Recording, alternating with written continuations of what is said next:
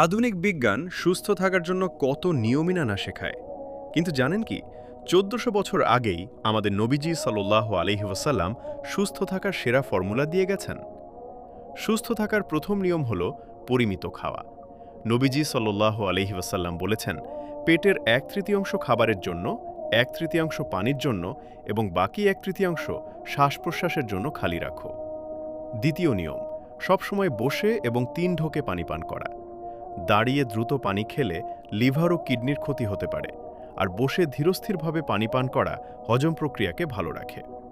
তৃতীয় নিয়ম হল এশার পর দ্রুত ঘুমানো এবং ভোরে ওঠা। রাসূল সাল্লাল্লাহু আলাইহি ওয়াসাল্লাম এশার নামাজের পর অযথা জেগে থাকা পছন্দ করতেন না।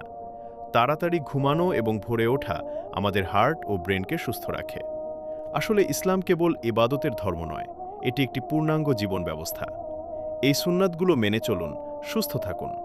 এমন আরও হেলথ টিপস পেতে আমাদের চ্যানেলটি সাবস্ক্রাইব করুন।